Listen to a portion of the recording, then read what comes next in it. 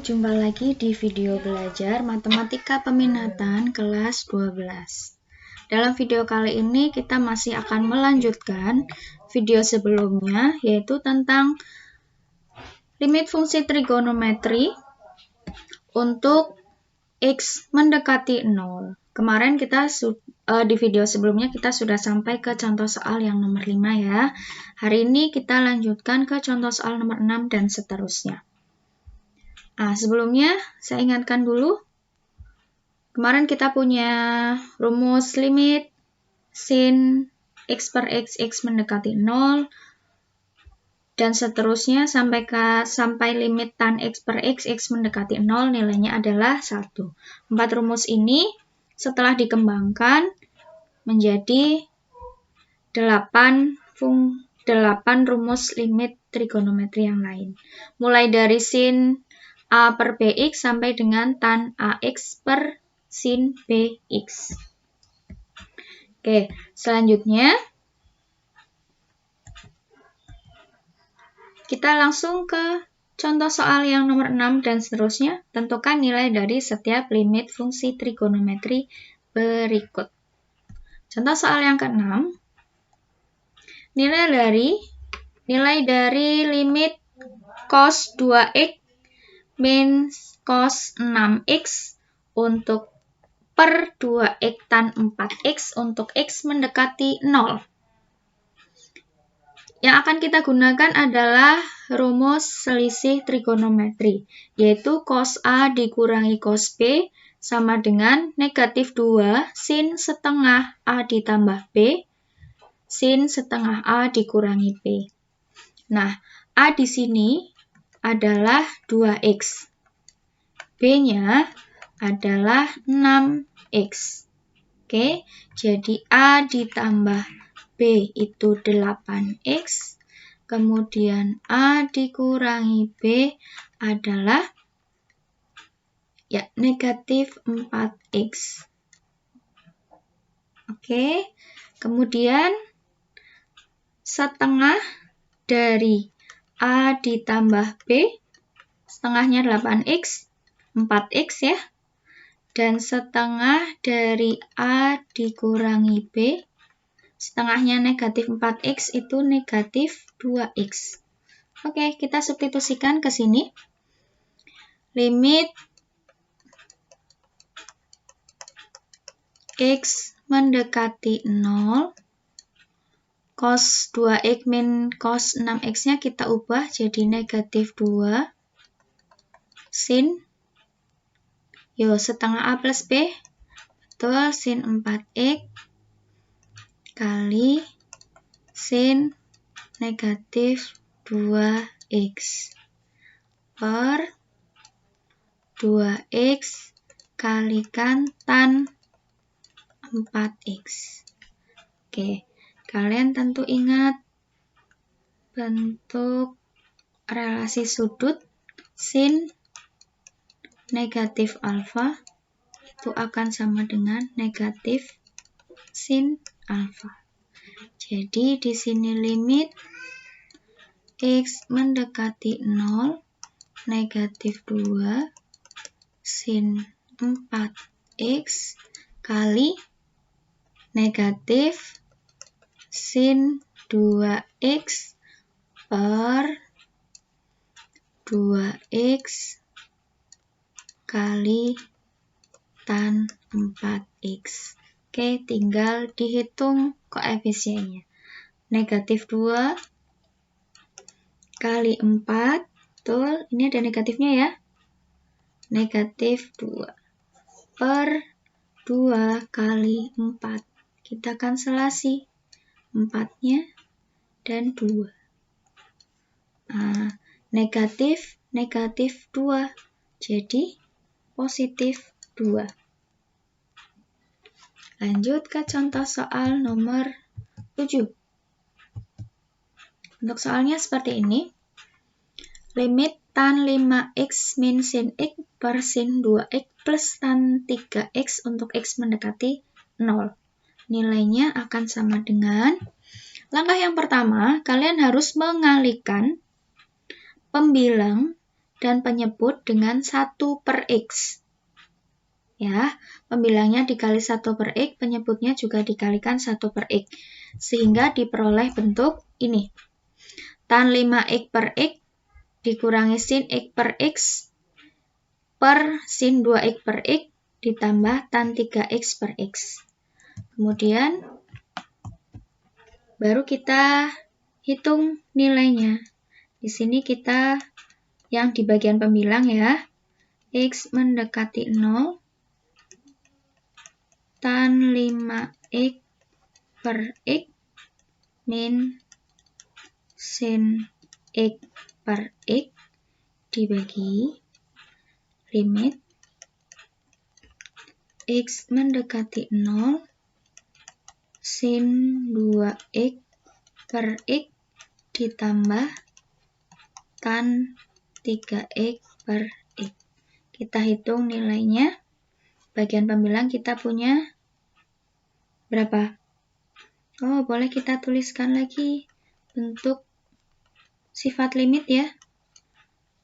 Jadi tan 5X per X dikurangi limit X mendekati 0 sin X per X per limit X mendekati 0 sin 2X per X ditambah limit X mendekati 0 tan 3X per X. Sehingga diperoleh hasil, saya tuliskan di sini ya. 5, ya kan, yang depan kita ada 5 koefisiennya, yang belakang nilainya 1. Kemudian sin 2X per X itu 2, ditambah limit tan 3X per X itu 3. Maka hasilnya 4 per 5. Udah, kalau soal urean kalian mengerjakan dengan cara runtut seperti ini. Tapi kalau soalnya pilihan ganda ternyata ada cara cepatnya loh. Ya, ini tinggal dilihat aja angkanya. Di sini ada 5 kurang belakangnya itu 1 per 2 ditambah 3. 4 per 5. Ini. Kalau pilihan ganda boleh deh dengan cara cepat ini. Tapi kalau soalnya urean, berarti harus dijelaskan. Langkah pertama dikalikan 1 per X. Kemudian disederhanakan dan seterusnya. Lanjut ke contoh soal nomor 8. Nomor 8 ini hampir sama dengan contoh soal yang nomor 7 ya. Cuma bentuknya, kalau yang tadi, bagian depannya ini bukan hanya fungsi X, tetapi fungsi trigonometri ya. Nah, oleh karena itu langkahnya sama. Semuanya dikalikan dengan 1 per X. Sehingga diperoleh bentuk sebagai berikut. Kemudian, kita tuliskan sederhananya seperti ini. Sifat limit ya, limit penjumlahan dan pembagian. Sehingga diperoleh hasil. Limit dari 1 untuk X mendekati 0 itu tetap 1. Ditambah 3, betul, dibagi 1 dikurangi 2. Hasilnya 4 per min 1 atau negatif 4. Nah, dari contoh soal ini, kalau soalnya pilihan ganda juga sudah terlihat loh jawabannya. Yaitu 1 ditambah, ya tinggal lihat koefisiennya ya. Koefisien yang nempel di X. 1 dikurang 2. 4 per min 1, negatif 4. Oke, lanjut ke contoh soal yang nomor 9. Yang ke-9 ini ada bentuk faktorial. Ada X kuadrat min 7X plus 12, kemudian penyebutnya X kuadrat min X min 6 dikuadratkan lagi. Kita faktorkan dulu. Bagian yang X kuadrat min 7X plus 12. Jadi dua bilangan yang jika dikali hasilnya 12, jika dijumlah hasilnya negatif 7. Kedua bilangan itu adalah negatif 3 dan negatif 4. Kemudian di sini ada sin X min 3 yang penyebutnya dikalikan min 6 dijumlah negatif 1. Jadi negatif 3 plus 2. Kemudian kita coba sederhanakan.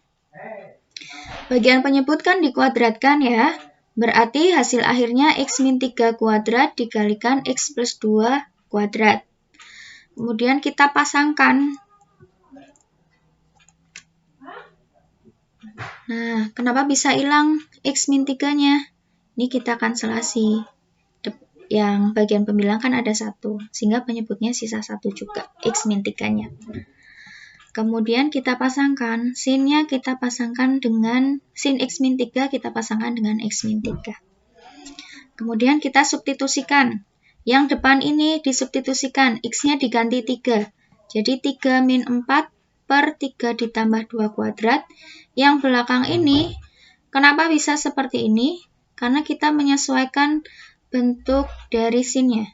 Kalau bentuk yang biasa kan sin X, sin 2X per X. Nah, di sini kita punya sin X min 3 per X min 3. Sedangkan ini X-nya mendekati 3.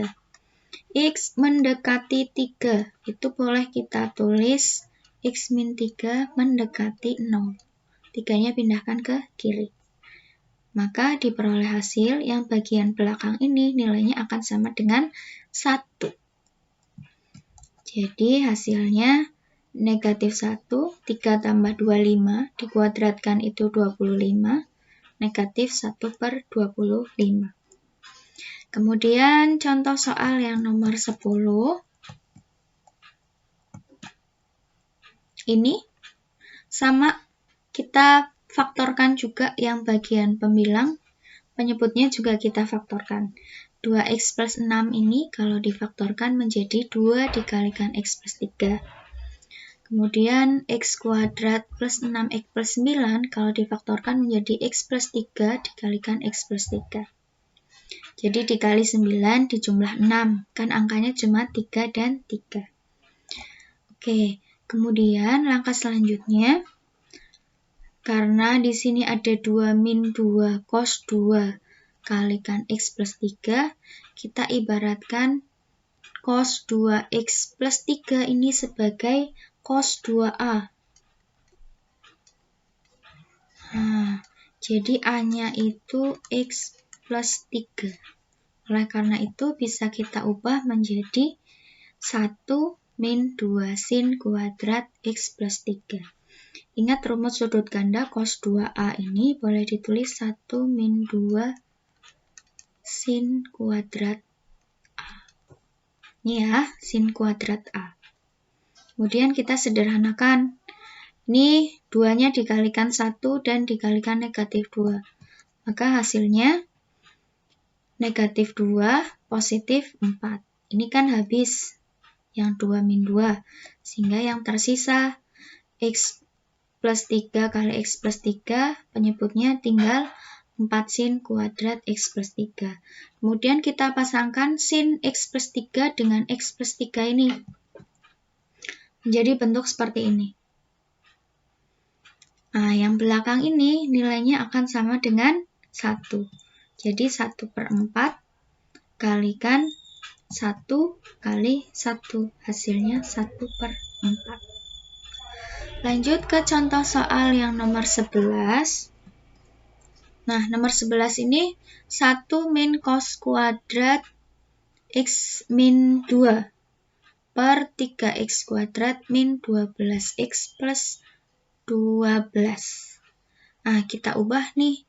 Ada cos kuadrat x min 2.